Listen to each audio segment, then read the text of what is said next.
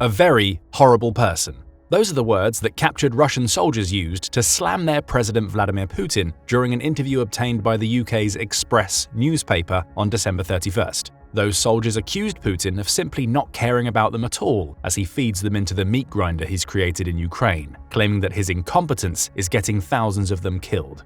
Those Russians can't take it anymore. They're almost happy to be captured, and all they want is to go home and continue leading their normal lives. But Putin isn't going to allow that. He's set on taking Ukraine, and he's not going to stop until he succeeds, or he's forced to end his special military operation due to a Ukrainian victory. And if he has to be unspeakably cruel to his own people to achieve this agenda, he's going to do it. It's that cruelty that we're going to explore in this video. We'll reveal the shocking allegations made against Russia's leader by his own soldiers before delving into some of the many examples of Putin being callous and incompetent beyond measure in the war. Let's start with the Express interview.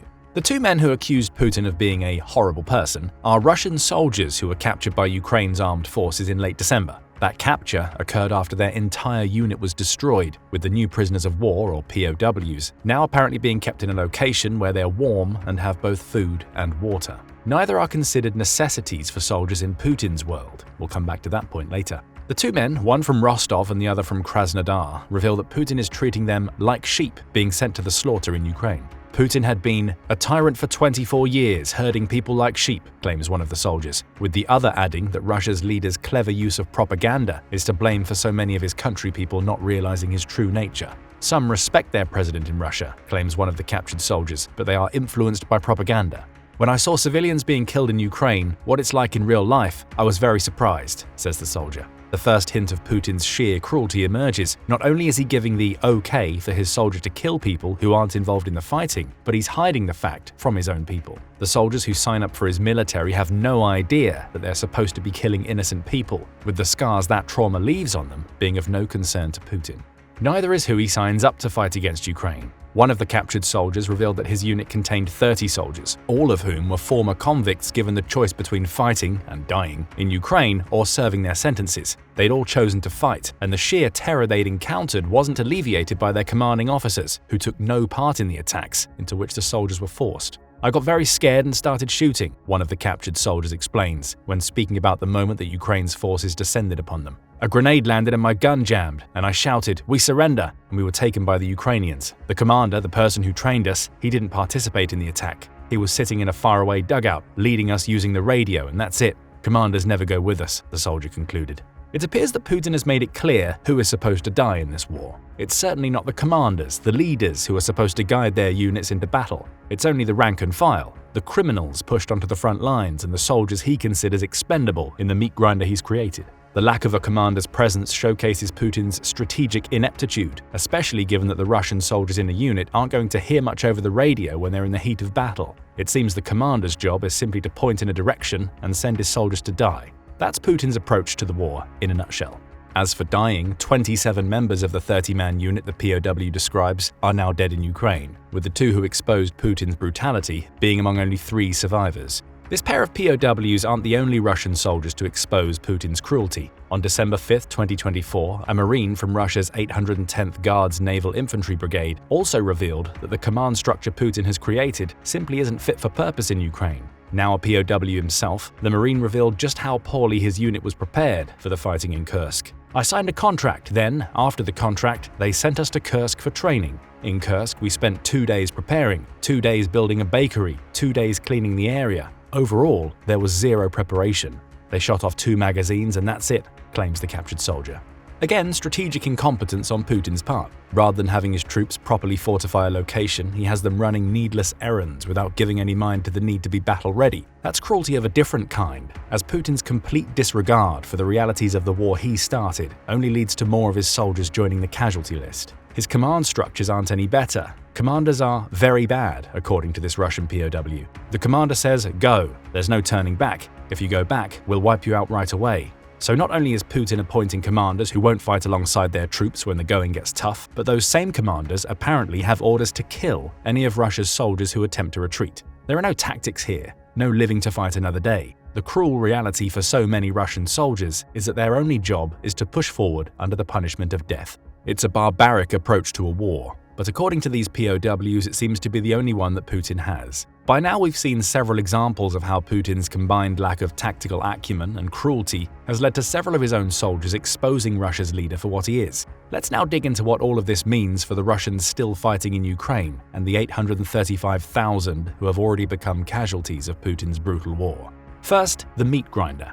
Putin's cruelty has led him to abandoning any form of strategy as he resorts to simply throwing his soldiers against Ukraine's defenses in human wave attacks. He treats his troops like cannon fodder, according to British Member of Parliament Alicia Kearns, who says Russian morale has long been poor, resulting in a Russian front line reliant on convicts, foreign soldiers, Soviet-era rations, weaponry, and the threat of being shot for cowardice. All confirmations of the Russian POWs' claims. Shadow Defense Secretary in the UK James Cartledge also points out that Putin has little regard for anybody involved in the war he started. All the reports we have heard from the front line in Putin's unprovoked war suggest he has little regard for human life, be that civilian, Ukrainian military, or those serving in his own armed forces.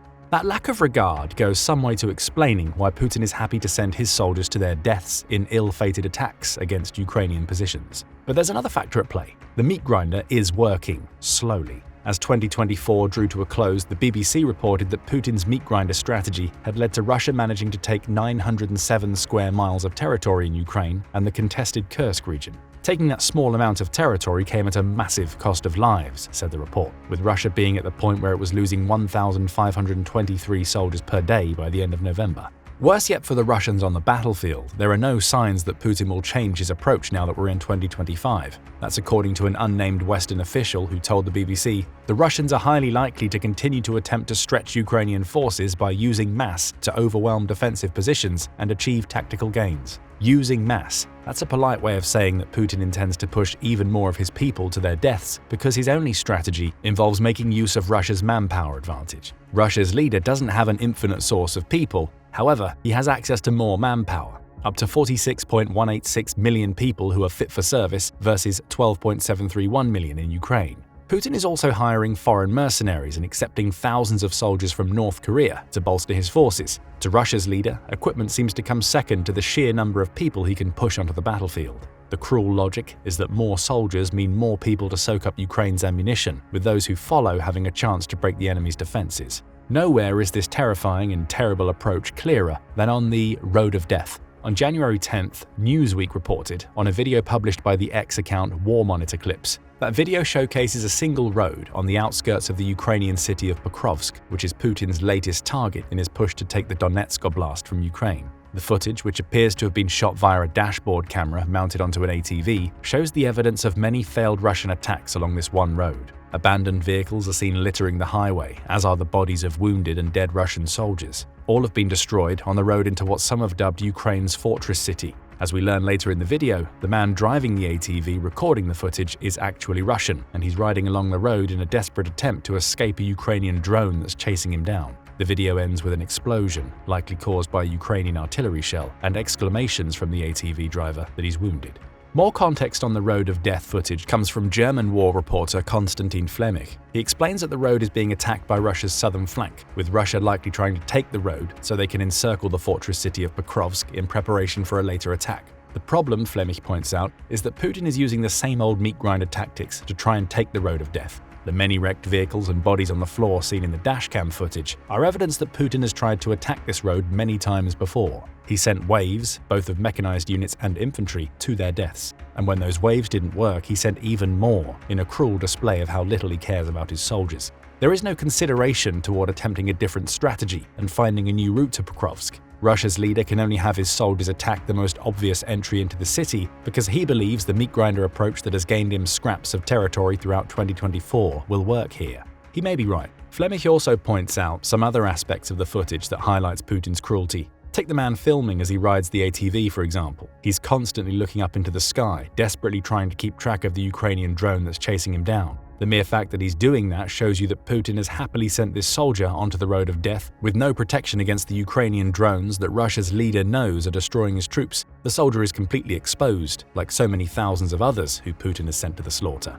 Not that armor would necessarily help the fleeing Russian. His dashboard camera shows multiple destroyed armored vehicles in a scene Flemmich describes as being similar to what you might see in the Mad Max movies. There are many of these destroyed vehicles on the roadside. Again, those are clues that the ATV rider is far from the first Russian to have been sent down this road. Many others have come before him, and many more will follow, as Putin simply sends more soldiers to try and batter Ukraine's Pokrovsk defenses. This footage puts Putin's meat grinder on full display. It's evidence that what the POWs say about him is accurate. Russia's leader doesn't care about them, and he has no strategy beyond simply pushing forward no matter the cost. Then there are the bodies along that road. Flemich points out what appears to be an abandoned stretcher, likely carrying the body of a Russian soldier on the road of death. There are several more examples of bodies simply left lying on the ground in the video, which is a microcosm of Putin's approach to his country's dead war heroes. He doesn't even care enough about them to have his troops collect the bodies of their fallen comrades. This has been a trend in Putin's approach almost from the beginning of his special military operation. In May 2022, the BBC reported that the Russian soldiers who failed in Putin's initial attempt to take Kyiv were still being discovered littering the fields and roadsides leading into the city. Those soldiers' remains were still being discovered several weeks after the February 2022 incursion, with Ukraine even sending out military teams to collect them. One body upon which the BBC reported was simply buried in a shallow grave where a dog eventually sniffed it out. The dead soldier was one of the 137 stacked into two large carriages that the BBC reported on a single day. Many would never make it back home, with only those who still have some form of identification having a chance of being returned to their families in Russia. And in some cases, Russia is actively avoiding collecting bodies because Putin doesn't want them to go back to their families. On January 3, 2023, Putin signed a decree promising to give 5 million rubles to the families of any Russian soldiers killed in Ukraine. That's roughly equivalent to $51,800, with Putin clearly using the decree to foster goodwill back home. But it turns out that Putin may be ordering his soldiers not to return the bodies of the dead to their home country. One grieving mother, named Polina Cherkasova, told Radio Free Europe that her son Mikhail had been killed in Bakhmut in June 2023, having only been in Ukraine for 2.5 months. But as of July that year, she still hadn't received a body. "I don't ask for anything else," she told the outlet. "Just bring me the body." But the platoon commander also said he was sorry, sympathized, but that he would not send his guys for the body because the fighting was still going on. The platoon commander also told the soldier's mother that there were at least 20 Russian corpses lying around the last time he went on a mission. None had been reclaimed. All would likely never be sent home. The platoon commander may have been right. It might have been impossible to retrieve Mikhail because of the fighting in Bakhmut, but that works out just fine for Putin. The lack of a body means there's no proof that Mikhail has died, which also means that he doesn't have to pay over $50,000 to a grieving mother. It's cruelty upon cruelty. Not only does Putin have such little respect for his soldiers that he sends them to their deaths and then doesn't even bother to retrieve their bodies, but he's also benefiting from not having to pay the families of those soldiers the money that he promised them. Things didn't get any better for Russia's soldiers in 2024. In October, Ukrainian President Volodymyr Zelensky said that Russia itself has killed a lot of Russians. A lot of mobilized Russian soldiers were killed by the Russian army itself because they were afraid to attack, to perish under bullets or be wounded. So they retreated and then they were killed by their army. Again, we see the command structures Putin has set up, and that the Russian POWs mentioned earlier in the video decried at play. And whether those soldiers are killed by Ukraine or their own men doesn't matter much to Russia's leader. Their bodies are just left to rot on the ground, suggesting that Putin has given up any pretense of caring about the troops he sends to the slaughter, or has his own soldiers kill for him. It's all so cruel. That's the only word for it. Russian soldiers are pushed forward at all times and killed if they attempt to turn back. They're being sent into battle without any protection, as the ill-fated ATV rider demonstrated, and their own commanders refuse to join the fighting. Putin has created a meat grinder in Ukraine, and when thousands of his soldiers inevitably die in that meat grinder, he doesn't even order his troops to collect their bodies to send home. Doing that would cost him money that he doesn't want to give to the soldiers' families, even though he promised it to them. There's one more element of Putin's cruelty that we haven't spoken about yet. Do you remember earlier in the video when we told you that we would come back to how food and water are luxuries that many of Russia's soldiers don't have? That wasn't hyperbole. Yet another aspect of Putin's cruelty is that he doesn't give his soldiers enough food to survive on the front lines. And in some cases, he uses restricted access to food as a punishment for the soldiers who don't fall in line with his antiquated human wave tactics. Russia's food problem is yet another that it's had since the beginning of the special military operation. Back in November 2022, Euronews Weekly reported that the situation was so bad for Russian soldiers on the front lines that they'd resorted to eating animals in zoos because they didn't have the rations they needed to fuel themselves during the constant fighting. There's been at least one instance of this zoo raiding in the small village of Yampil, which is in Ukraine's Donetsk region. Residents of the village said that the invading Russians ate the bison, kangaroo, and ostriches abandoned at the zoo. Bones were left scattered all around. Wolves were even targeted, as a Ukrainian volunteer named Vitaly pointed out. The situation with the wolves is terrible. People say that they were tame. They died holding their empty bowl in their paws. Enclosed enclosures, we found only skeletons, he says. Killing tame animals is the act of desperate men. Fast forward to December 2023, and more captured Russian soldiers told their Ukrainian enemies that they were so strapped for food that they were forced to stretch what little they had as far as it would go. One of these POWs recounted using water from the Dnipro River to dilute a can of stewed meat, which he fed to himself over the course of a week. Then there are the hunger pits. In June 2024, news started surfacing that Russian commanders were throwing disobedient troops into pits and leaving them to starve for days on end, all with the supposed aim of re-educating them. In this case, re-education likely means placing them on the brink of desperation so that they're more willing to take part in Putin's human wave assaults. That's according to Ukraine's National Resistance Center, which says, for the slightest offense, they are imprisoned here, denied food and water so the soldier can rethink his mission in a special atmosphere. Those who end up in these starvation pits are often forced into becoming assault troops when they get out, meaning they're the Russians who are dying on the front lines. Refusal to fight, or even so much as questioning a commander's orders, is enough to get you thrown into one of these pits. Cruelty abounds in Vladimir Putin's military. Starvation, commanders who don't care about their soldiers and won't even interact with them beyond sending them charging toward almost inevitable death. Putin's meat grinder, along with his callous disregard for his own people, shows us that his war against Ukraine is also a war against the Russians who find themselves drafted into this needless fight. But what do you think about all these examples of Putin's cruelty? Are you surprised that Russia's leader would treat his own soldiers this way? Why does Putin seem to have no other tactic than to send his soldiers to the slaughter against Ukraine? Share your thoughts in the comments, and thank you for watching the video.